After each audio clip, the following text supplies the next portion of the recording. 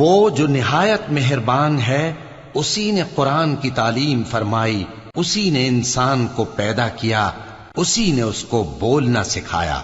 سورج اور چاند ایک حساب مقرر سے چل رہے ہیں، اور بوٹیاں اور درخت سجدہ کر رہے ہیں، اور اسی نے آسمان کو بلند کیا اور میزان عدل قائم کر دی کہ اس میزان میں حد سے تجاوز نہ کرو، اور انصاف کے ساتھ ٹھیک تولو اور تول کم مت کرو۔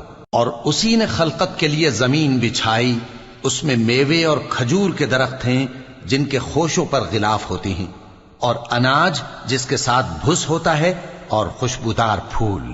تو اے گروہ جن و انس، تم اپنے پروردگار کی کون کون سی نعمت کو جھٹلاؤ گے؟ اسی نے انسان کو ٹھیکرے کی طرح کھنکھناتی مٹی سے بنایا اور جنات کو آگ کے شعلے سے پیدا کیا۔